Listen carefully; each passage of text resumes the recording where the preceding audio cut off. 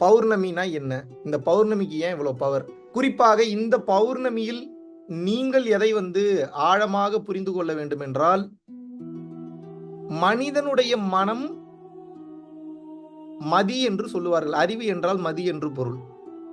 மதி என்றால் இன்னொரு பொருளும் உண்டு. என்ன அப்படின்னு கேட்டீங்கன்னா, நிலவு என்று அர்த்தம். அப்ப நிலவு என்றால் அறிவு என்று பொருள். புரியுதா நான் சொல்றது உங்களுக்கு?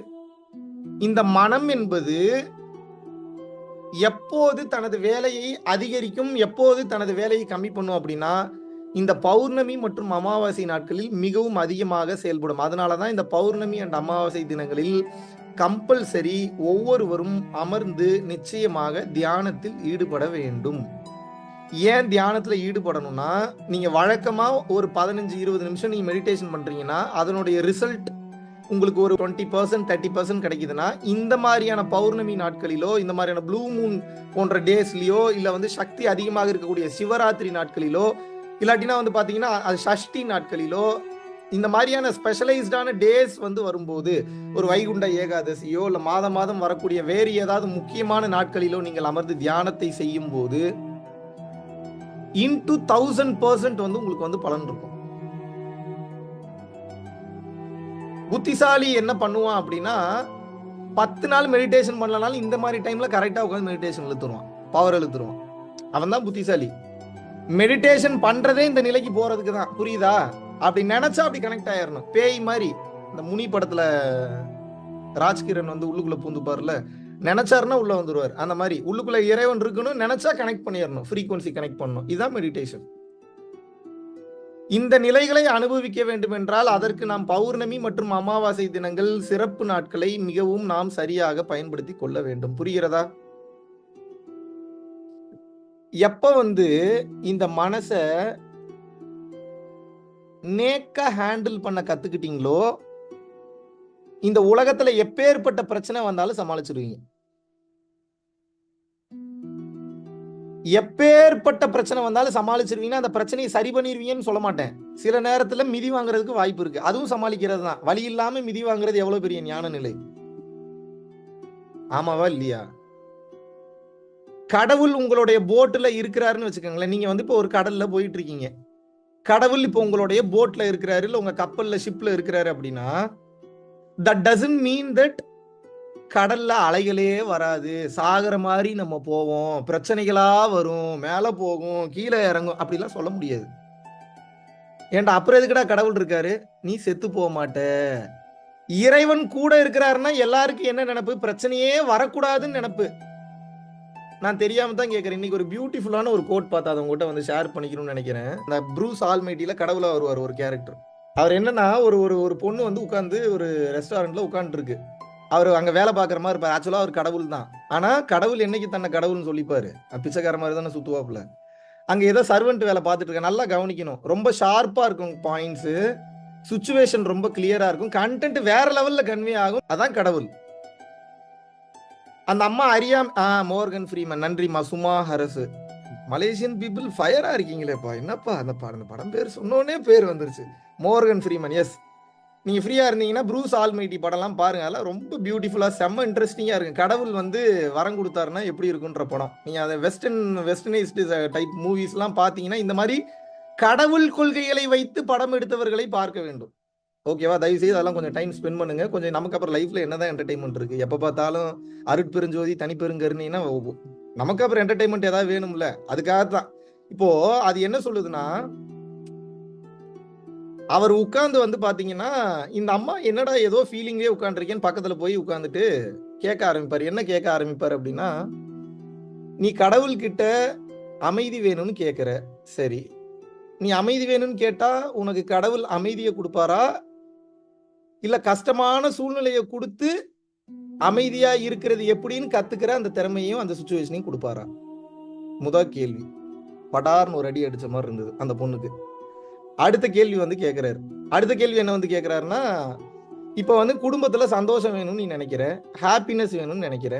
ஓகே, அப்ப இறைவன் நீ பிரேயர் பண்ண உடனே உனக்கு ஹாப்பினஸையும் சந்தோஷத்தையும் அப்படியே கொடுப்பாரா, இல்ல கஷ்டத்தையும் கவலையும் ஏற்படுத்தி அதுல நீ எப்படி சந்தோஷமா ஹாப்பியா இருக்கிறன்ற சிச்சுவேஷனை கிரியேட் பண்ணுவாரா?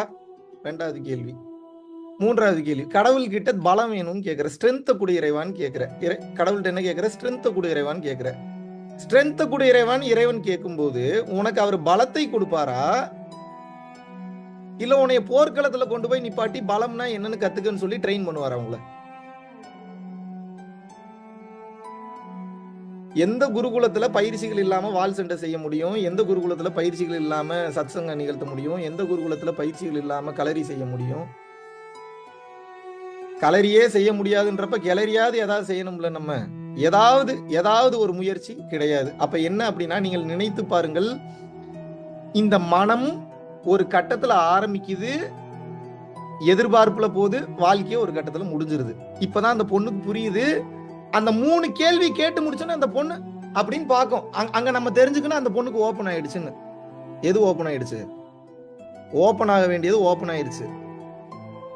அவ்வளவுதான். அதான் ஸ்பார்க். அந்த ஸ்பார்க் வந்துருச்சுன்னா அப்புறம் எரிய ஆரம்பிச்சிடும். அப்படி பார்க்கும் அவர், ஓகேமா எனக்கு வேலை இருக்கு, இன்னும் நிறைய பேருக்கு நான் சர்வ் பண்ண வேண்டியிருக்கு, பாய் டேக் கேர்னு கிளம்பிடுவார். அவ்வளவுதான், வேலை முடிஞ்சு. இறைவனை நீங்க எங்க எதிர்பார்த்துக்கிட்டு இருக்கீங்க? நீங்க இறைவன் எங்க இருக்கிறாருன்னு நினைக்கிறீங்க? நீங்க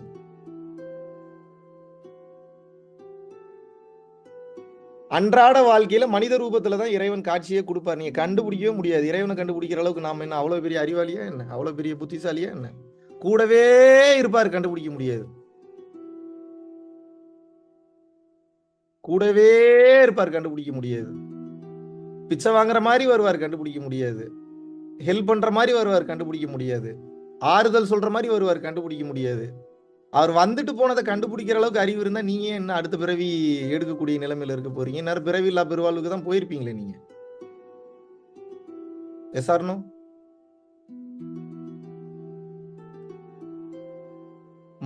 மனிதனை தேடக்கூடிய மனிதா, இறைவனை தேடுகிறாயே. முதல்ல மனுஷனை கண்டுபிடிச்சியா, அப்புறம் இறைவனை கண்டுபிடிக்கலாம். முதலில் நாம் யாரை கண்டுபிடிக்கணும்? மனுஷனை தானே கண்டுபிடிக்கணும். அப்புறம் தானே இறைவன் யாருன்றத பார்க்க முடியும். மனிதனையே பார்க்காமல் எப்படி இறைவனை பார்ப்பது? மனித நேயத்துக்குள்ளதான் இறைவன் இருக்காருன்னு நான் சொல்றேன். நீங்க என்ன சொல்றீங்க? இறைவன் உருவத்தில் இல்லை, இறைவன் கான்சியஸ்னஸா இருக்கிறார். கான்சியஸ்னஸ்னா என்ன? இறைவன் உணர்வு நிலையில் இருக்கிறார். இறைவன் பொருள் அல்ல, இறைவன் ஒரு உணர்வு. அப்படின்னா என்ன? உங்களுக்குள்ள இருக்கக்கூடிய இறைவன் வெளியே வரணும்னா அந்த உணர்வை நீங்க ரேடியேட் பண்ணணும், வைப்ரேட் பண்ணணும். எப்படிங்க ரேடியேட் பண்ணி எப்படிங்க வைப்ரேட் பண்றது? அன்பை பேசுங்க, அன்பை பகிருங்க, தர்ம சிந்தனையிலேயே இருங்க, தன்னை அழிச்சுக்கிறதுக்கு சாக்ரிஃபைஸ்க்கு மென்டாலிட்டியை மைண்ட் செட்டை வளர்த்துக்கிட்டே இருங்க. உங்க உடம்புல இருந்து வெளியேறக்கூடிய கதிர்வீச்சு, அந்த ஃப்ரீக்வன்சி, அந்த ரேடியேஷன் அன்பின் அதிர்வலைகளாக வெளிப்படும். நீங்கள் இறைவனாக மாறிவிட்டீர்கள். இறைவனா மாறுறதுன்னா மெடிடேஷன் பண்றது இல்ல, அன்பை ஸ்ப்ரெட் பண்றது. அது என்னங்க ஸ்ப்ரெட் பண்றது? அன்பாருங்க, அன்பாருங்க அப்படி ஒவ்வொருத்தட்டி போய் சொல்றதா, சத்சங்கம் எடுக்கிறதா? ஒரு சின்ன இன்னைக்கு காலையில நடந்த ஒரு இன்சிடென்ட் சொல்றேன். அன்பை ஸ்ப்ரெட் பண்றதுன்னு என்னன்னு சொல்றேன். இப்ப ரெண்டு டொனாலிட்டியில இப்ப நான் சொல்லி காட்டுவேன் உங்களுக்கு, அப்பதான் புரியும். ரியல் லைஃப் இன்சிடென்ட்டோட கனெக்ட் பண்ணாதான் உங்களுக்கு ஞானம் புரியும். காலையில மதுரையில ஃபிளைட் ஏறுறேன், 7:45 ஃபிளைட். உள்ள ஏர்போர்ட்லாம் செக்இன் பண்ணிட்டு அப்புறம் உள்ள போய் போர்டிங் கேட் வெயிட் பண்ணிட்டு ஞான சம்பந்தம் ஐயா வந்திருந்தாரு. ஞான சம்பந்தம் தெரியும்ல, மிக சிறந்த பேச்சாளர், நல்ல நடிகரும் கூட. ஐயா காலில் விழுந்து ஆசீர்வாதம் வாங்கிட்டு, நம்ம மாபெரும் சரஸ்வதி நாக்குல குடியிருக்கா, சாதாரண மேட்டரே கிடையாது. நாங்க அசத்த போதியார்ல நகைச்சுவை பண்ண காலங்கள்லாம் பாத்தீங்கன்னா ஐயாவினுடைய ஜோக்ஸை, நிறைய ஜோக்ஸை அவர்கிட்டயே சொல்லிட்டு எடுத்து நாங்க யூஸ் பண்ணியிருக்கோம். ஒரு சில ஜோக்ஸை சொல்லாமே எடுத்து யூஸ் பண்ணியிருக்கோம். ஏன்னா எப்படி இருந்தாலும் ஒரு வகையில நகைச்சுவைக்கு எனக்கு ஒரு மாபெரும் குரு அப்படின்னா ஞான சம்பந்தம் ஐயா தான். மதுரை முத்து என்னுடைய நண்பர் தான். அந்த காலகட்டங்கள்ல அவர்கிட்ட அந்த ஆசீர்வாதம் வாங்கிட்டு அப்படியே உள்ள போறேன். அந்த வைபே மாறுது பாருங்க. நார்மலா ஆட்டிடியூடா நான் உண்டு என் வேலை உண்டுன்னு வரேன். அவருடைய அந்த ஆசீர்வாதத்தை வாங்கினதுக்கு அப்புறம் அந்த டிவைன் டக்குன்னு உள்ளுக்குள்ள ஆக்டிவேட் ஆகுது. அப்படியே கைண்ட்னஸ்க்குள்ள போகுது, உருக்கத்துக்குள்ள போகுது. அவர் என்னை வைப்ரேட் பண்ணி விட்டாரு பாருங்க, மாத்தி விட்டாரு. என்னோட ஃப்ரீக்வன்சியை சேஞ்ச் பண்ணி விட்டாரு. எப்படி சேஞ்ச் பண்ணி விட்டாரு? நான் வேற ஃப்ரீக்வன்சில நடந்து வந்துட்டு இருந்தேன். ஐயாவை பார்த்து காலில் விழுந்தோடனே ஃப்ரீக்வன்சி சேஞ்ச். அப்ப நான் ஆனந்தம் ஆயிட்டேன். அதுக்கப்புறம் ஐயாவை கையில பிடிக்க முடியுமா? இந்த ஐயாவை கையில பிடிக்க முடியுமா? அப்புறம் உள்ள போறேன். ஏர் ஹோஸ்டஸ் உள்ள வந்தோடனே குட் மார்னிங் சார் அப்படின்னு சொல்லி வழக்கமா அந்த அம்மா யாராவது சொன்னாங்கன்னா பிளஸிங்ஸ்மா அப்படின்ட்டு போயிடுவேன். அவ்வளவுதான். இந்த டைம் அந்த அம்மாட்ட எப்படி ரிப்ளை பண்ணேன்னு எனக்கே தெரியல. அந்த ஆனந்த போதையிலேயே வரேன். குட் மார்னிங் சார் அப்படின்னுச்சு. டொனாலிட்டி அப்படியே மாறுது. Blessings blessings blessings blessings 4 time சொன்னேன். அந்த பொண்ணு எனக்கு ஒரு 3 வாட்டர் பாட்டில் கொண்டு வந்து கொடுத்துருச்சு. அதுக்கப்புறம் வழக்கமா நம்மள ஏர் ஹோஸ்டஸ் மதிக்கவே மதிக்காது. மதிக்க மாட்டாங்கன்னா என்ன அர்த்தம்? அவங்க வேலையில அவங்க பிஸியா இருக்காங்க, நம்ம வேலையில தூங்குற வேலையில நம்ம பிஸியா இருக்க போறோம், இல்ல ஏதாவது பேசிட்டு இருக்க போறோம், ஏதாவது எடிட் பண்ண போறோம். இப்போ நீங்க நினைச்சு பாருங்க, இந்த அன்பின் அதிர்வலை வெளிப்படும் போது அந்த சுச்சுவேஷனே மாத்திட்டோம் பாருங்க. இப்படி ஒவ்வொருத்தனும் செல்ஃபிஷ்னஸ் இல்லாம, சுயநலம் இல்லாம அன்பின் அதிர்வலைகளை போற இடத்துல எல்லாம் அப்படி ஸ்ப்ரெட் பண்ணி விட்டா எப்படி இருக்கும்? இதுதான் பிராக்டிகாலிட்டி. இதுதான் இப்படிதான் பிராக்டிக்கல் திங்ஸை பேசணும். அன்பாரு, அப்படி இரு, இப்படி இருன்னா எப்படி நடக்கும்னு உங்களுக்கு சொன்னா தானங்க புரியும். இல்லைன்னா எப்படிங்க புரியும்? எப்படிங்க புரியும்? ஸ்ப்ரெட் பண்ண ஸ்ப்ரெட் பண்ண ஸ்ப்ரெட் பண்ண ஸ்ப்ரெட் பண்ண இந்த பாத்திரமே அதுவாக மாறிவிடும். எதுவா மாறிடும்? நீங்க எதை ஸ்ப்ரெட் பண்றீங்களோ அதுவா மாறிடும். அப்ப நீங்க எதை ஸ்ப்ரெட் பண்றீங்க? எதை எமிட் பண்றீங்க? உங்க பாடியில இருந்து இறையையும் அன்பையும் எமிட் பண்றீங்க. இந்த ஃப்ரீக்வன்சிக்கு வசியமாகாத உயிர் இந்த பிரபஞ்சத்துல ஏதாவது ஒண்ணு இருக்கா சொல்லுங்க. அன்பின் ஃப்ரீக்வன்சி உங்களோட பாடியில இருந்து ரேடியேட் ஆயிட்டே இருக்கு. எங்க போனாலும் அதிரும். ஒரு கட்டத்துக்கு மேல நீங்க நடக்க ஆரம்பிச்சீங்கன்னா உங்களை கிராஸ் பண்ணானுன்னு அதிரும். அவங்களுக்கு அவங்க அந்த நிலையில இருக்கணும். எல்லாரும் அதை உணர முடியுமான்னு தெரியாது. அவங்க ஓரளவுக்கு சைக்கிக் எபிலிட்டிஸோடையோ இல்ல குலதெய்வ வழிபாட்டிலையோ வேற ஏதாவது மெடிடேஷன் பிராக்டிஸ்லயோ இல்ல நல்ல ஒரு ஆன்ம நிலையிலயோ நல்ல புண்ணிய ஜாஸ்தி பண்ணியிருந்தாங்கன்னா உங்களை கிராஸ் பண்ணாங்கன்னா அதிரும் அவங்களுக்கு. இன்னும் நல்ல நிலையில இருந்தாங்கன்னா உங்க பக்கத்துல வந்து உட்கார்ந்தாங்கன்னா கதற ஆரம்பிச்சிருவாங்க. கீழே உருண்டு பிறண்டு கதற ஆரம்பிச்சிருவாங்க. ஏன்? You are radiating the energy which is called divine. You understand or not? செதற விடுங்க, தெரிக்க விடுங்க. எதை செதற விட்டு எதை தெரிக்க விடுறது?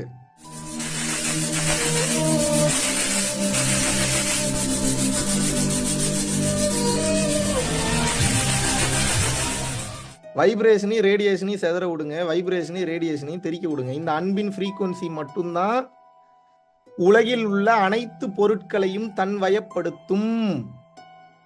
மிருகங்கள் கட்டுப்படும், அட்டமாசித்து கைகூடும், இயற்கை சொல்றத கேட்கும்.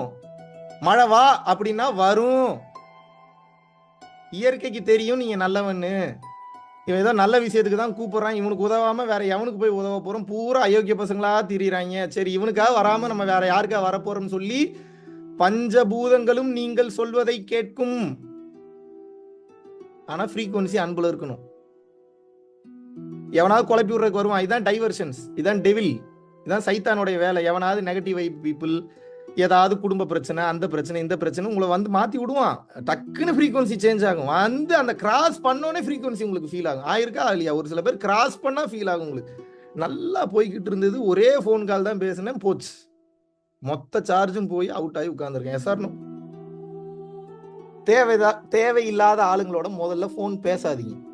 நெகட்டிவா இருக்கிறவன், ஓவர் பற்றுல இருக்கிறவன், ஃப்ரீடத்துல கை வைக்கிறவன்ட்டெல்லாம் பேசவே கூடாது. ஏன் பேசக்கூடாதுன்னா அவனை பத்தி நினைக்க நினைக்க அவனுடைய கர்மாலாம் உங்களுக்கு டிரான்ஸ்ஃபர் ஆகும். மைண்ட்ல வச்சுக்கோங்க.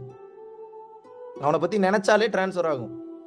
ஆமா, அவனை பத்தி நினைக்கும் போது அவனுடைய உணர்வுக்குள்ள பூர்றீங்களே, தேவையில்லாம அவனுடைய கான்சியஸ்னஸ்குள்ள பூர்றீங்களே. அப்ப அவன் கான்சியஸ்னஸ்குள்ள பூரும்போது அந்த பாதிப்பு உங்க கான்சியஸ்னஸ்ல ஏற்படுமா ஏற்படாதா? உங்களுக்கு ஒரு ஃப்ரீக்வன்சி இருக்கு, அவங்களுக்கு ஒரு ஃப்ரீக்வன்சி இருக்கு, ஒவ்வொருத்தருக்கும் ஒவ்வொரு ஃப்ரீக்வன்சி இருக்கு.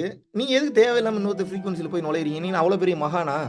இன்னொரு ஃப்ரீக்வன்சில உள்ள போய் வெளியே வந்து சைடு வழியா மேல வந்து அதுக்கப்புறம் வரக்கூடிய கர்மா உட்காந்து மெடிடேஷன்ல பண்ணி அழிக்கிற அளவுக்கு அவ்வளவு பெரிய ஆளா நீங்க? வேதாத்ரி மகரிஷி ஐயா வாழ்க வளமுடன் பயிற்சியில ரொம்ப கிளியரா ஒரு வார்த்தையை சொல்லுவார். நீங்க உட்கார்ந்த இடத்த விட்டு இன்னொருத்தன் வந்து உட்கார்ந்தாவே அந்த இடத்துல அவனுடைய வைப்ரேஷன் உங்களை தாக்குங்கிறாரு. அதனாலதான் ஒருத்தன் செத்ததுக்கு அப்புறம் அவன் யூஸ் பண்ண எல்லா பொருளையும் போட்டு எரிக்கிறது. ஏன்? அவன் வைப்ரேஷன் இவன் வைப்ரேஷனை தாக்கூடாது. அதனாலதான் நம்ம தமிழ்நாட்டு கலாச்சாரம் என்னன்னா, ஐயா வணக்கம் அப்படின்னு போனீங்கன்னா வணக்கம் அப்படின்னா என்ன? உன் கர்மாவை நீ வச்சுக்க, என் கர்மாவை நான் வச்சுக்கிறேன்னு அர்த்தம்.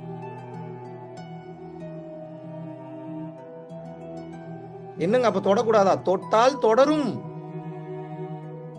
எப்படிங்க அன்பை காட்டுறது? ஏன் தொட்டு தான் அன்பை காட்டுவீங்களா? வேற எப்படி அன்பை காட்டவே முடியாதா உங்களால? தொடாம அன்பு காட்ட முடியாதா?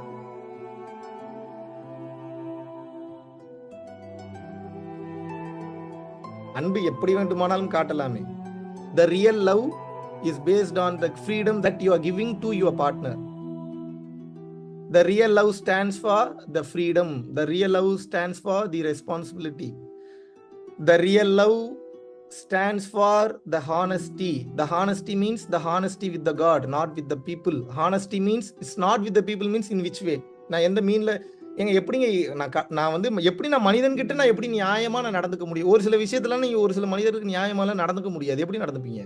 சில கணக்கு வழக்கு டேலி ஆகலைன்னா சில கணக்கு வழக்கு டேலி ஆகிற மாதிரி கணக்கு வழக்கு போட வேண்டியதா தான் இருக்கு. ஏன்னா அந்த அளவுக்கு கால்குலேஷனை அவ்வளவு பர்ஃபெக்டா நீங்க ஜீரோ பண்ணி நில் பண்ற என்னங்க என்னை பார்த்தா எப்படி தெரியுது உங்களுக்கு? அப்போ உலகமே ட்ரையல் அண்ட் எரர்ல தான் ஓடிக்கிட்டு இருக்கு. நான் ரொம்ப ஃப்ராங்கா பேசுறேன், பல பேர் அதெல்லாம் பேச மாட்டாங்க, புரிஞ்சுக்குங்க. அட்ஜஸ்ட்மெண்ட்ஸ் தான் வாழ்க்கை. எது வாழ்க்கை? இறைவன் கொடுக்கறத வச்சு அட்ஜஸ்ட் பண்ணி வாழ்ந்தீங்கன்னா வாழ்க்கை சிறப்பா இருக்கும். அதுக்கப்புறம் நீங்க கேட்கறதெல்லாம் கொடுப்பாரு. கொடுத்ததுக்கே நன்றி உணர்வு இல்லாம எனக்கு இன்னும் வேணும் இன்னும் வேணும்னீங்கன்னா இருக்கிறதையும் பிடிங்கி விட்டுருவாரு. எப்படி வசதி? இறைவன் வந்து நம்ம கிட்ட என்ன தெரியுமா எதிர்பார்க்கிறாரு? உங்ககிட்ட எதிர்பார்க்கக்கூடிய விஷயம் இறைவன் ஒன்றே ஒன்றுதான். என்னன்னு தெரியுமா உங்களுக்கு? இன்னொரு மனுஷனை மதிடாங்கிறாரு. அவ்வளவுதான் ஞானம். நீங்க மதிச்சீங்கன்னா தாங்க முதல்ல ஸ்டெபிலிட்டி வரும். அப்பதாங்க வார்த்தையில தெளிவே வரும். உங்களுக்கு ஞானம் வரணும்னா அதுக்கு அர்த்தம் என்ன அப்படின்னா அறிவு விளங்கணும்னு அர்த்தம். அறிவு எப்ப விளங்கும்னா நிதானம் இருந்தால்தான் அறிவு விளங்கும். நிதானம் எப்ப வரும்? சக மனுஷனை மதிச்சீங்கன்னா தான் நிதானம் வரும். இல்லாட்டினா ஈகோ தான் ஜாஸ்தி வரும். இங்க ஈகோல நான் தான் பெரிய ஆள்னு பேசுனீங்கன்னா வார்த்தைகளில் தெளிவு இருக்காது. பதறிடுவீங்க. ஸ்டெபிலிட்டி இல்லாம பதறிடுவீங்க. கட கட கட கட கட கட நடுங்க ஆரம்பிச்சிடும். ஒருத்தனை புருஷனவோ பொண்டாட்டியோ வச்சு செய்யணும்னு முடிவு பண்ணிட்டீங்க. ஃப்ரெண்டு செஞ்ச தப்புக்கு ஃப்ரெண்டை வச்சு செய்யணும்னு முடிவு பண்ணிட்டீங்க. யாரையாவது வச்சு செய்யணும்னு முடிவு, அதை பொதுவாக வச்சு செய்யறது நம்ம கேரக்டர் இல்லைன்னு வச்சுப்போம். நம்ம உண்டு, நம்ம வேலை உண்டுன்னு இருக்கும். ஒருவன் உன்னை கல்லை கொண்டு எறிந்தால் நீ பூவை கொண்டு எறி, மறுபடியும் கல்லை கொண்டு எறிந்தால் மறுபடியும் பூவை கொண்டு எறி, மறுபடியும் கல்லை கொண்டு எறிந்தால் நான் என்ன சொல்றேன்? பூ தொட்டியை கொண்டு எறி சாவட்டுன்றேன். அப்ப என்ன பண்ணணும்? வச்சு செஞ்சு புரிய வைக்கணும். அப்ப என்ன செய்யணும்? வச்சு செய்யணும்னு முடிவு பண்ணியாச்சுன்னா வச்சு செய்யணும். எப்போ வரைக்கும் செய்யணும்? விடிய விடிய வச்சு செய்யணும். விடிய விடிய வச்சு செய்யறதுக்கு எவ்வளவு ஸ்டெபிலிட்டி வேணும், எவ்வளவு கெப்பாசிட்டி வேணும், எவ்வளவு நியாயமான பார்வை வேணும், எவ்வளவு ஞானம் வேணும். நீங்க கேட்கிற ஒரு கேள்வி கூட அங்கிருந்து பதில் வரக்கூடாது. நீங்க அப்படிதான் லாக் பண்ணணும். ஒருத்தங்களை லாக் பண்றது, திருத்தணும். நான் முடியுமா? அவளை கேட்க முடியுமா உங்களால? முதல்ல அவளை ஞானம் இருந்தா தானே கேள்வியே கேட்பீங்க. முதல்ல நம்ம பண்ற தப்ப நம்ம உணர்ந்தாதாங்க அதே தப்ப அவன் தான் பண்றான்றதை புரிஞ்சுக்க முடியும். அதாங்க ஞானம். தன்னை அறிந்தவன் உலகை அறிந்து விடுவான்னு எப்படி சொல்றாங்க? தன்னை மட்டும் பாரு. முதல்ல ஃபுல்லா புரிஞ்சுப்ப, அப்சர்வ் பண்ணி தெரிஞ்சுப்ப. ஒரு கட்டத்திற்கு மேல் உனக்கு புரிந்துவிடும். இப்படி எப்படி செயல்படுதோ அப்படித்தான் எல்லாத்துக்கும் செயல்படுதுன்னு தெரிஞ்சிடும். ஈஸி. நீங்க ஒவ்வொருத்தனையும் அனலைஸ் பண்ணீங்கன்னா உலகத்துல இருக்கக்கூடிய 300 கோடி பேர் நபர்களுக்கு மேல நீங்க எத்தனை பேரை போய் அனலைஸ் பண்ணிட்டு இருப்பீங்க? நீங்க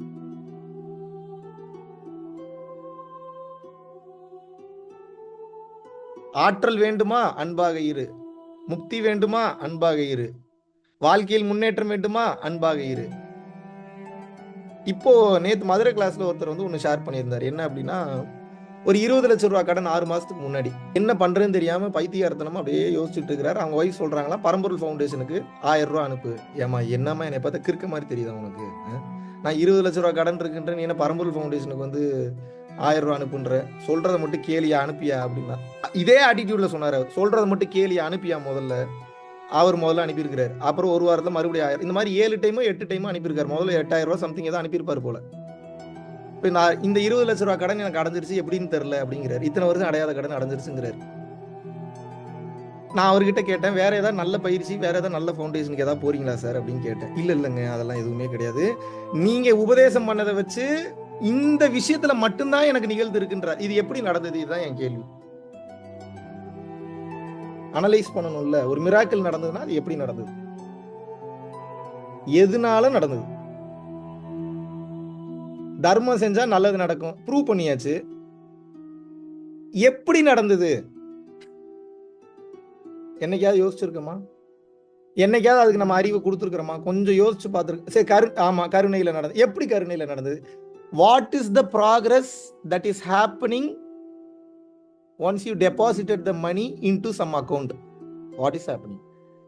அப்ப அடுத்த கேள்வி ஒன்று இருக்கு. இது பரம்பொருள் ஃபவுண்டேஷன் அக்கௌண்ட்டுக்கு மட்டும்தான் அனுப்புனா தான் இப்படி நடக்குமா, இல்ல வேற யாருக்காவது இப்படி அனுப்புனாலும் நடக்குமா? அடுத்த 2வது கேள்வி. இது ரெண்டுத்துக்கு என்ன பதில் வச்சிருக்கீங்க? அம்மா சத்தியமா சொல்றேன், இப்ப நீங்க இப்ப மகாவிஷ்ணு பவர்ல ஏதோ நடந்திருக்கும்பீங்க. இப்ப இதுக்கு ரொம்ப கிளியரா விளக்கம் கொடுக்கணும்னு நினைக்கிறேன். கவனிக்கணும்.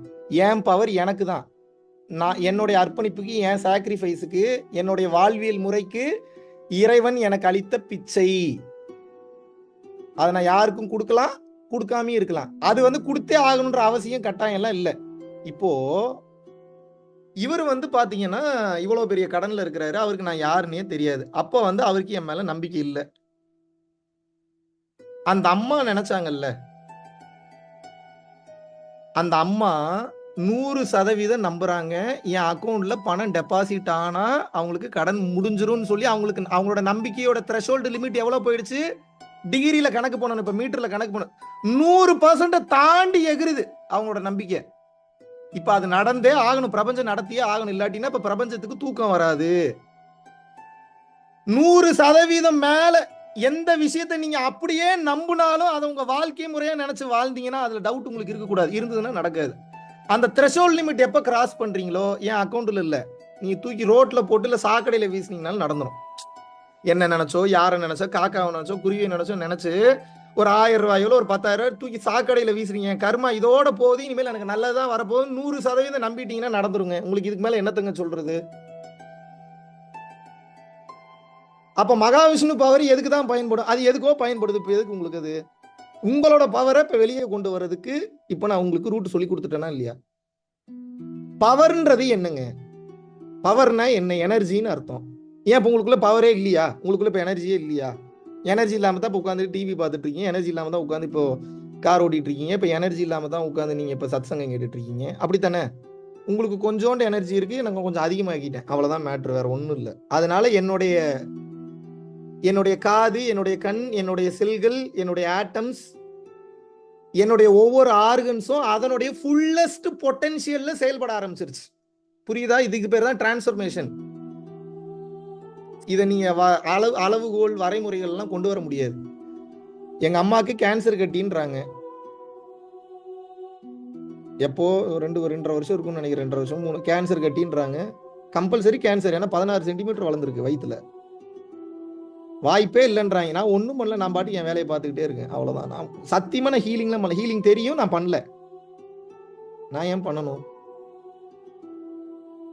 இப்போ உங்களுக்கு ஒரு கேள்வி வரலாம், ஏன்டா அம்மாவுக்கு கேன்சர் வந்திருக்கு, என்னடா ஹீலிங் பண்ண மாட்டேன்ற உங்களுக்கு அடுத்த கேள்வி. இதுக்கு ஏன் நான் பண்ணணும்? அதான் என் திமிரு. எத்தனை பேருக்கு எத்தனை டைம் வந்து சர்வீஸ் பண்றதுக்கு இறைவனுக்கு ஆப்பர்ச்சுனிட்டி ஏற்படுத்தி கொடுத்துருக்கிறாரு. இறைவனையே இறை சிந்தனையிலேயே கிடக்கிறேன், இதுக்கு நான் வேற இறங்கி வேலை செய்யணுமா? எங்க அப்பன் காஞ்சி விஸ்வநாத சாமி பார்த்து பாருன்ட்டு நான் பாட்டுக்கு பிஸி ஆயிட்டேன், அவ்வளவுதான். அப்புறம் ஊரா போறேன் வர. எங்க அம்மாவுக்கு ஒரே டவுட், என்னடா கொஞ்சம் கூட ஒரு ரியாக்ஷனே கொடுக்க மாட்டீங்க, கேன்சர் கட்டி வந்திருக்குன்ற மாதிரியே வீட்டுல யாருமே நடந்துக்க மாட்டான், அவன் வேலையில அவன் பிஸியா இருப்பான், அம்மாவுக்கு டேக் கேர் பண்ணிப்போம், சாப்பாடு போடுறாங்க. அவங்களுக்கு ஒரே குழப்பம். கரெக்டா போய் டாக்டர் போய் பல நாள் கழிச்சு அப்ப ஆபரேஷன் பண்ணி வெளியே எடுக்கலான்னு பார்த்தா ஒரு செல் கூட கேன்சர் செல் இல்லை, எங்களுக்கு பெரிய மிராக்கலா இருக்குன்றாங்க. பயாப்சி ரிப்போர்ட் மிரண்டு போயிருச்சு, பார்த்தவங்க பூரா ஷாக். அந்த டாக்டர் இது வரைக்கும் ஒரு 1000-2000 ஆபரேஷன் மேல ஏதோ பண்ணியிருக்காரு போல. இருக்கிறதுலே ஒரு தனியார் ஹாஸ்பிட்டலோட மிகப்பெரிய சீஃப் டாக்டர் பார்த்து அவர் ஷாக் ஆயிட்டார். மெடிக்கல் மிராக்கிள்ங்கிறார். அதுக்கு பேரு தான் இறை வைத்தியம். இறை வைத்தியம் பார்த்துச்சுன்னா அப்படித்தான் பார்க்கும். இப்போ நம்ம லண்டன்ல வந்து பாத்தீங்கன்னா ஒரு ஃபேமிலி ஒருத்தங்க வந்திருந்தாங்க லண்டன்ல இருந்து. அந்த ஃபேமிலி அந்த லேடியோட பொண்ணுக்கு வந்து பாத்தீங்கன்னா சின்ன வயசுல இருந்தே ஒரு 16-17 வருஷமோ சம்திங், ஆனா குறைஞ்ச ஒரு 15 வருஷத்துக்கு மேலதான் சொரியாசிஸ், உடம்பு ஃபுல்லா சொரியாசிஸ்.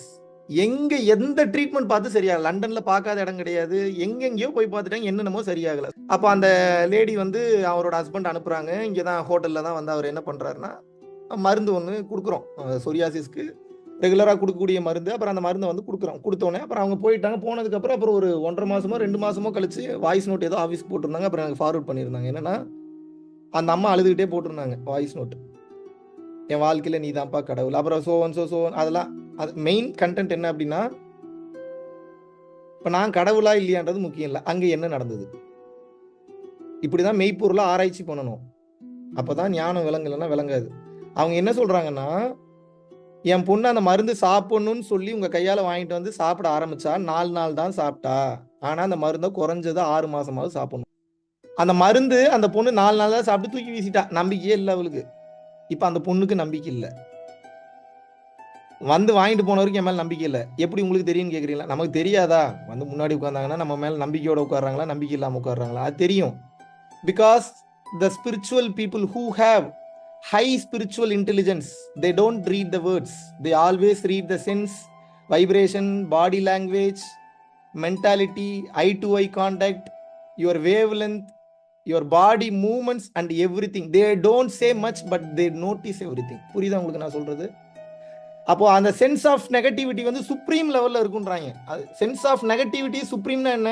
தப்பானது ஒன்று முன்னாடி வருதுன்னா பட்டுன்னு அடிக்குது, தப்புன்னு நேரம் அவங்க சித்தத்துல போய் அடிக்கும். அப்ப என்ன அப்படின்னா, முதலில் அவருக்கு நம்பிக்கை இல்லை, அதுக்கப்புறம் அவருக்கு அந்த நம்பிக்கை வர ஆரம்பிக்கிறது.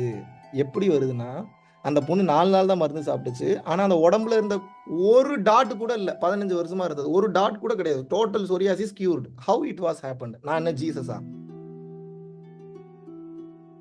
மேல இருந்து பரலோகத்துல இருந்து இறங்கி வந்த உடனே நம்ம கேன்சரோட படுத்திருந்த ஒரு அம்மா வந்து அவரோட அங்கியை தான் தொடுறாங்க. அந்த அங்கியை தொட்ட உடனே கேன்சர் கியூர் ஆகுது. நம்ம என்ன ஜீசஸா? இது எப்படி நடக்குது? அந்த பொண்ணும் நம்பல, அவரும் நம்பல. அந்த லேடி என்ன 100% மேல நம்பி ட்ரிகர் அடிச்சிருக்கு. இப்போ உங்களுக்கு பிரச்சனை என்னன்னா, நம்புனா நடந்துரும். எதை பார்த்து நம்புறதுன்னு தெரிய மாட்டேங்குது. நம்பிக்கையா எவனும் இல்லை. இப்போ உங்களுக்கு பிரச்சனை அதுதான். நம்பிக்கை நீங்களே இல்லை, அதனால உங்க மேலே உங்களுக்கு நம்பிக்கை வர மாட்டேங்குது. இது நடக்கும் அப்படின்னு நம்புங்க. அடுத்த கேள்வி கேட்கும், நீ யோகியமான்னு கேட்கும். இப்போ இதுக்கு பதில் இல்லை. இதுக்கு பதில் இல்லாதனால நடக்க மாட்டேங்குது. இப்ப நான் யோகியம் இல்லைன்றதே எனக்கு தெரிஞ்சு போச்சு. இப்ப எப்படி நான் யோகியம் ஆகுறது? தவறுகளை திருத்தி கொண்டு பதட்டம் படபடப்பு வரும்போது உங்கள் செயல்களை நியாயப்படுத்த நீங்கள் கற்றுக்கொள்ள வேண்டும். அப்பதான் கான்ஃபிடன்ஸ் வரும். இந்த கான்ஃபிடன்ஸ் எப்போ வருதோ அப்புறம் தான் நம்பிக்கை வரும். இல்லை கிளியரா இருக்கா நான் சொல்றது? நம்ம எங்க இருக்கு பாத்தீங்களா? டீப் கோர் கண்டென்ட் எல்லாமே உங்க தைரியத்துல தான் இருக்கு. தயவு செஞ்சு தைரியமா இருங்க. நீங்க தைரியமா இல்லைன்னா உங்க வாழ்க்கையில் எதையுமே சமாளிக்க முடியாது. செத்து போங்கன்ற உயிரோடு இருந்து என்னத்தை பண்ண போறீங்க? இவ்வளவு நாள் இருந்து ஒண்ணும் பண்ணல. அந்த தைரியம் வந்தாதான் வாழ முடியும். ஒவ்வொரு சூழ்நிலையிலையும் அந்த தைரியம் வரணும். ஒவ்வொரு சூழ்நிலையிலையும் அந்த தைரியம் வரணும். ஒவ்வொரு சூழ்நிலையும் அந்த தைரியம் வரணும். ஒவ்வொரு சூழ்நிலையும் அந்த தைரியம் வரும். ஏன் தைரியம் வரணும்னா, தைரியம் வந்தாதான் 10ஆம் வாசல் திறக்கும், இல்லைன்னா திறக்காது. புரிஞ்சுக்குங்க. தைரியம்ன்றது என்னன்னா, பேரு தான் தைரியம். பிசிக்கலி என்ன நடக்குதுன்னு தெரிஞ்சுக்கங்க. காற்றினுடைய அழுத்தமான விசை, அதுக்கு பேரு தைரியம். இதான் ஞான விளக்கம். தைரியம்னா என்ன? உங்கள் உடம்பில் இருக்கக்கூடிய தசவாயுக்களில் ஏற்படக்கூடிய மாற்றத்தினால் ஒரு காற்றில் ஒரு அழுத்தம் ஒண்ணு ஏற்படும். தைரியமா இருந்தீங்கன்னா தான் அந்த அழுத்தம் ஏற்படும். அந்த அழுத்தம் என்ன ஆகும்னா, போய் உங்க 10ஆம் மாசத்துல ஹிட் பண்ணும். அது ஹிட் பண்ண என்ன ஆகும்னா, உங்களது விசுத்தி சக்கரா வந்து ஸ்ட்ராங்கா ஆக்டிவேட் ஆக ஆரம்பிக்கும். எவனுக்கு விசுத்தி ஆக்டிவேட் ஆயிடுச்சோ, தைரியம்னா விசுத்தின்னு அர்த்தம். புரிஞ்சுங்க. தைரியம்னா என்ன? விசுத்தின்னு அர்த்தம். எவனுக்கு தைரியம் வந்துருச்சோ விசுத்தி ஆக்டிவேட் ஆயிருச்சுன்னு அர்த்தம். விசுத்தி ஆக்டிவேட் ஆயிருச்சுன்னா செவ்வாய் பகவான் சப்போர்ட்டுக்கு வந்துருவாரு, சனி பகவான் சப்போர்ட்டுக்கு வந்துருவாரு. இந்த ரேஸ் எல்லாம் கூட சப்போர்ட் பண்ணும்போது பெரிய பெரிய காம்ப்ளெக்ஸான மேட்டர்ஸ் எல்லாம் ஃபிராக்ஷன் ஆஃப் செகண்ட்ஸ்ல உங்களால சால்வ் பண்ண முடியும். அந்த தைரியம் வந்ததுக்கு அப்புறம் தான் அது முடியும், இல்லைன்னா முடியாது. அது எப்ப நடக்கும்னா, அந்த காற்றின் விசை ஒண்ணு நடக்குது இல்லைங்க, அந்த காற்றின் விசை நீங்க அந்த கண்ட்ரோல் பண்ணும்போது அது ஃபயரா மாறுது. அந்த ஃபயருக்குள்ள இருந்து தான் அந்த ஐடியா வெளியே வருது. புரியுதா உங்களுக்கு நான் சொல்றது? இதுதான் பாடி சயின்ஸ். தைரியமா இருக்கும்போது ஒரு காற்றின் அழுத்தம் ஏற்படுது. உங்களுக்கு டயக்ராம் இருந்தா வரைஞ்சு காமிச்சிடும் ஒண்ணு, எனக்கு டைம் இல்லை. இப்ப புரிஞ்சுக்கங்க. ஒரு காற்றின் அழுத்தம் ஒண்ணு ஏற்படுது. அந்த காற்றின் அழுத்தம் ஏற்படும் போது ஒரு விசை, ஒரு சுழற்சி ஒண்ணு ஏற்படுது. இப்ப நான் பேசுறேன்னா உங்க காதுக்கு வருதுன்னா அந்த காற்றுல ஒரு சுழற்சி இருக்குதானே? அந்த மாதிரி இந்த காற்றுக்கு ஒரு சுழற்சி இருக்கு. அது என்ன பண்ணும்னா, தைரியமா இருக்கும்போது ஒரு அதிர்வலை ஏற்படுத்தி முட்டி முட்டி முட்டி முட்டி காந்த விசை ஏற்படுத்தி ஃபயரை கிரியேட் பண்ணுது. இதனாலதான் அப்பப்போ உங்களுக்கு டாட் டாட்டா தெரியுது பயிற்சி பண்ணும்போது. புரியுதா உங்களுக்கு? பல பேர் கேட்டிருப்பீங்க, என்ன அது தெரியுது, இது நான் எதுவும் பதில் சொல்லியிருக்க மாட்டேன். இனிமேலாவது தெரிஞ்சுக்கங்க, கொஞ்சம் கொஞ்சமா தெரிஞ்சுக்கங்க. ரொம்ப தெரிஞ்சுக்கலனாலும் ஓரளவுக்காக தெரிஞ்சு. அந்த ஃபயர் வரும்போது அந்த ஃபயருக்குள்ள இருந்துதான் இந்த உலகத்தை ஜெயிப்பதற்குண்டான மாபெரும் யோக ரகசியம், சித்த ரகசியம், தொழில் ரகசியம் பிரபஞ்சத்தில் இருந்து அந்த ஃபயருக்குள்ள இருந்து தான் டவுன்லோட் ஆகும். அது டவுன்லோட் எப்படி? ஒன்றும் பண்ண வேணாம். ஃபயர் ஆக்கிட்டீங்கன்னா டவுன்லோட் ஆகிடும். அதுவே புரிஞ்சிடும் எல்லாமே. ஒரு டைம் மட்டும்தான் அது கஷ்டப்படணும். அதுக்கப்புறம் ஒன்ஸ் இது டவுன்லோட் ஆக ஆரம்பிச்சிருச்சுன்னா அப்ப ஸ்டாப் ஆகாது.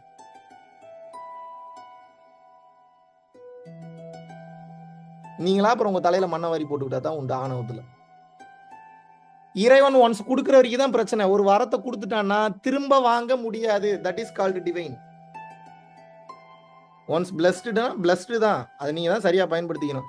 எந்த அரக்கனுக்கு இறைவன் வரத்தை கொடுத்துட்டு திருப்பி வாங்கினார் கொடுத்த வரத்தை? நீங்க சொல்லுங்க, ஏதாவது ஒரு கதை கேள்விப்பட்டிருக்கீங்களா கொடுத்த வரத்தை இறைவன் திருப்பி வாங்கினார்னு? வரத்தை கொடுத்துட்டு அதை விட பவர்ஃபுல்லா ஒரு ஆள் அமைச்சு போட்டு தள்ளிடுவார். அதுதான் நீதி, அதுதான் தர்மம். அதனாலதான் அவர் அருட்பெருஞ்சோதி.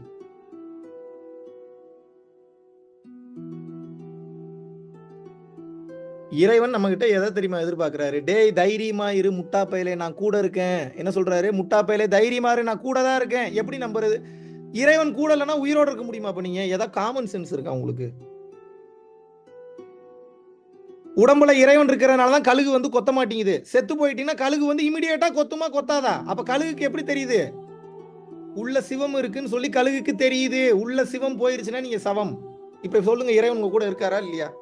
ஒளிஞ்சு நின்று வேடிக்கை பார்த்துட்டு இருக்கிறாரு. என்ன பண்றான், எப்படி ரியாக்ட் பண்றான், என்ன சொன்னா எப்படி ரியாக்ட் பண்றான், ஏத்துப்பானா மாட்டானா, அக்செப்ட் பண்ணிப்பானா மாட்டானா? இதல் இறைவனுடைய வேலையே முதல்ல நல்லா என்னன்னு தெரிஞ்சுங்க, குழப்பி விடுறது. இறைவனுடைய வேலை என்ன? நல்லா தெளிவா இருப்பீங்க, வம்புக்கே ஏதாவது பண்ணி குழப்பி விடுவார். ஏன் அப்படின்னா அதை தாண்டி நம்மளை கரெக்டா கண்டுபிடிக்கிறானான்னு பாக்குற. ஒளிஞ்சு விளையாடுறது தானே, திருவிளையாடல் தானே. நான் கண்டுபிடிப்பேன், நான் ஒளிஞ்சுப்பேன், நீ என்னை கண்டுபிடி. ஹைட் அண்ட் சீக் தான். ஓரளவுக்கு ஒரு சீடன் நல்லா தெளிவாகிறான்னு தெரிஞ்சுன்னா மறுபடியும் குழப்பி விட்டுருவாங்க வேற ஏதாவது ரூட்ல. தெளிவா இருக்கணும். எவ்வளவு குழப்பி விட்டாலும் குழம்பவே கூடாது. ரொம்ப கவனமா இருக்கணும். எப்படி குழப்பி விட்டாலும் குழம்ப கூடாது ஒரு கட்டத்துக்கு மேல. அந்த தன்மைக்கு வந்துட்டீங்கன்னா அதுக்கு பேரு தாங்க வாழ்க்கை. இறைவன் பல விஷயங்களை உங்க கண்ணு முன்னாடி கொண்டு வந்து நிறுத்தி பல கேள்விகளை கேட்டு பல உடல்களை பயன்படுத்துவார். இதுக்கு நல்லா புரிஞ்சுக்கணும். இறைவன் எந்த ரூபத்துல இருக்காருன்ற உணர்வு ரூபத்துல இருக்காருங்கிறேன். அப்போ உங்க எல்லாருக்கும் உணர்வு இருக்கா? எல்லா ஜீவராசிகளுக்கும் உணர்வு உண்டு. உண்டா இல்லையா? உணர்வுன்ற ஒண்ணு இல்லைன்னா சமமாயிரும். அப்ப இறைவன் வந்து எதன் மூலியமா ஆக்சஸ் பண்றாரு? உங்களை எதன் மூலியமா இயக்குறாருன்னா உங்கள் உணர்வு, உங்க கான்சியஸ்னஸ் வச்சுதான் இயக்குறாரு. கான்சியஸ்னஸ்னா என்னன்னா அன்புன்னு அர்த்தம். இதான் அன்பே சிவம்னு தமிழ்ல சொன்னாங்க. உங்களுக்கு எல்லாத்தையும் இங்கிலீஷ்ல டிரான்ஸ்லேட் பண்ணா தான் உங்களுக்கு கெத்தா தெரியுது, உங்களுக்கு புரியுது. ஓ கரெக்டா இருக்குன்னு வேற ஏத்துக்கிறீங்க. இதுக்காகலாம் நான் உட்காந்து சைக்காலஜி படிக்க வேண்டியதா இருக்குது. இதுக்காகலாம் உட்காந்து நான் வெஸ்டர்ன் கல்ச்சர்லாம் உட்காந்து படிக்க வேண்டியதா இருக்கு. இல்லாட்டினா என்னை அறிவாளின்னு ஏத்துக்க மாட்டீங்க. என்ன பண்ணி தொலைகிறது? பைபிளும் எடுத்துக்கங்க, திருக்குறான் எடுத்துங்க. அவரவருடைய மதங்களுக்கு அவரவருடைய வேத நூல்கள் என்பது இறைநிலையை அடைவதற்காக அந்தந்த தேவ தூதர்களும் சரி இறை தூதர்களும் சரி அவரவர்களுக்காக வழங்கப்பட்ட ஒன்று. இப்ப நீங்க நாளைக்கு நீங்களே தேவ தூதனா மாறலாம், நீங்களே இறைவனா மாறலாம். நாளைக்கு நீங்களே ஒரு வேதம் ஏன் எழுத முடியாதா? இது நாள் வரைக்கும் எழுதியதுதான் வேதங்களா? வள்ளலார் அப்புறம் ஏன் ஞான சித்தியை பத்தி பேசுறாரு? தொடர்ச்சியாக அன்னதானமும் ஜீவகாருண்யமும் ஒருவன் செய்து கொண்டே வரும்போது காய சித்திக்கு கரிசாலை சொல்றாரு. காரிய சித்திக்கு என்ன? அகவல் பாராயணம். யோக சித்திக்கு வந்து பாத்தீங்க அப்படின்னா என்ன சொல்றாரு? காய சித்திக்கு கரிசாலை, காரிய சித்திக்கு அகவல் பாராயணம், யோக சித்திக்கு மகாமந்திரம். அருட்பெருஞ்சோதி அருட்பெருஞ்சோதி தனிப்பெருங்கருணை அருட்பெருஞ்சோதி 12 கோடி முறை பண்ணோம்னா யோகம் சித்தியாகும்ங்கிறாரு. சரி, அப்புறம் ஞான சித்தி ஜீவகாருண்யமும் அன்னதானமும் மட்டும் ஒருத்தன் பண்ணானா எந்த ஞான விளக்கத்தை படிச்சாலும் ஞானம் தானா புரியுங்கிறார். ஞானத்தை படித்து புரிந்து கொள்ளுதல், பின்பு ஞானங்களை இயற்றுதல், அந்த நிலைக்கு உயர்ந்துருவீங்களாம். ஜீவகாருண்ய அன்னதானத்துக்கு இவ்வளவு மேட்டர் இருக்குங்கிறார். எப்படி நடக்குது? நீங்கள் அறம் செய்தால் உங்களுக்கு எப்படி நல்லது நடக்குது? இதுதான் என் கேள்வி. இவ்வளவு நாள் இறைவன் அந்த கேள்வி கேட்கல. ஒரு மாசத்துக்கு முன்னாடி கேட்டேன், பதில் கொடுத்துட்டார். 2 செகண்ட்ல கொடுத்துட்டார் பதில். எத்தனை செகண்ட்ல கொடுத்தாரு? 2 செகண்ட்ல ஒரு 200 நாளைக்கு பேசுற கண்டென்ட் உள்ள இறக்கிட்டாரு. பாத்துங்க என்ன வேகத்துல. அப்ப அந்த டேட்டா டிரான்ஸ்ஃபர் ப்ளூடூத் எல்லாம் தாண்டி ஏர் டிராப் எல்லாம் தாண்டி வேகத்துல செயல்படுது. இது எத்தனை ஜிபி டேட்டானே தெரிய மாட்டேங்குது. டிரான்சென்டென்டல் வாய்ஸ் மாதிரி துரிய வாக்கு படார் படார் படார் படார் படார் படார் படார்னு இறங்கிட்டே இருக்கு. என்ன நடக்குதுன்னா நீங்க நல்லா புரிஞ்சுக்குங்க. இந்த பூமி இயங்கணும்னா அன்பு தான் ஃபார்முலா, அதான் ஃபியூயல் சோர்ஸ். அதான் உங்களோட உண்மையான அசட் என்னன்னா அன்பு தான், பணம் அல்ல. அன்பை எவன் அதிகமா வச்சிருக்கிறானோ அவனுக்கு எல்லாமே கிடைக்கும் இந்த உலகத்துல. அவ்வளவுதான் மேட்ரு. கொஞ்சம் லேட் ஆகும், ஆனா கிடைக்கும். எல்லாமே கிடைச்சிடும். அவன் ஃபீல்டுல அவனுக்கு தகுந்த மாதிரி அவனுடைய அனுபவங்களுக்கு அவருடைய கர்ம வினைகளுக்கு தகுந்தாற் போல வாழ்க்கை முழுவதுமாக மாற்றி அமைக்கப்படும். தலைகீழா மாறும். எழுதி வச்சுக்கோங்க. 100% தலைகீழாக மாறும். ஆனா நீங்க அன்பை ரேடியேட் பண்ணிக்கிட்டே இருக்கணும். ஒவ்வொரு நாளும் அன்பை ரேடியேட் பண்றது இட்ஸ் அ பிராக்டிஸ். உங்களுக்கு நீங்க பிராக்டிஸ் பண்ணதான் குணமாக மாறும். பிராக்டிஸ் பண்ணுங்க. You should practice the love. நீங்க லவ் பண்ண பிராக்டிஸ் பண்ணுங்க. ப்ராப்பரா பிராக்டிஸ் பண்ணுங்க. ஃப்ரீடமை கொடுத்து பழகுங்க. ஃப்ரீடம் எடுக்க ட்ரை பண்ணாதீங்க. ஃப்ரீடம் கொடுங்க. அப்பதான் உங்க ஃப்ரீடம் தானா கிடைக்கும். ஃப்ரீடம் எடுக்க முடியாது, கொடுக்கப்படணும். ஃப்ரீடம்ன்ற வார்த்தையும் ஏன் வருதுன்னா, எவனோ ஒருத்தன் தலையிடுறான். அப்ப இதுல தலையிடாத. எதுல தலையிடாத? ஃப்ரீடத்துல தலையிடாத. அதுக்காக அது பேர் வைக்க வேண்டியதா இருக்கு. அப்ப உண்மைத்தன்மை என்ன? ஃப்ரீடம் தான். அது இருக்கு, வேற எதுவுமே இல்ல. அதுல கை வைக்கிறானா தான் பிரச்சனைன்னு அர்த்தம். அப்ப எது பரிபூர்ணமா இருக்கு? ஃப்ரீடம் மட்டும்தான் இருக்கு. Yes or no? உறவுகளுக்கு முதல்ல ஃப்ரீடம் கொடுத்து பழகுங்க. அந்த ரிலேஷன்ஷிப்புக்கு அப்பதான் ஒரு மாபெரும் அழகு இருக்கும். இந்த உண்மையை உணர்ந்து புரிந்து வாழ்பவன் ஞானி. கிளியர்? இன்னும் ஒரு சில தத்துவ விளக்கங்களோட உங்களுக்கு அடுத்த கட்டத்தை இதை நான் புரிய வைக்க போறேன். உங்களுக்கு இப்போ ஏதோ ஒரு விரிப்பு இருந்ததுன்னா, விரிப்பு வந்து வெள்ளை விரிப்பாக இருந்தாலும் சிறப்பு. ஒரு விளக்கு இருந்ததுன்னா பத்த வச்சுக்கோங்க முன்னாடி, ரொம்ப சிறப்பு. அப்படி இல்லாட்டினா நீ இருக்கிற இடத்துல இல்லைனாலும் பூஜை ரூம்ல வந்து ஒரு விளக்கு வந்து பத்த வச்சுக்கோங்க. ஸோ உங்க தாய் தந்தை இருந்தாங்கன்னா ஆசீர்வாதம் வாங்கிக்கோங்க. புருவ மத்தியத்திலையோ நேர்லையோ குருமார்களுக்கு ஒரு நன்றி சொல்லிட்டு சுகமான ஆசனத்தில் அமர்ந்துக்கலாம். 2 கைகளையும் சின்முத்திரையை பிடிச்சி வச்சுக்கலாம். கோர்த்து வைக்க வேண்டாம். 2 கைகளையும் சின்முத்திரை பிடிச்சி வச்சுக்கலாம். முதுகு தண்டு நேராக வச்சுக்கலாம்.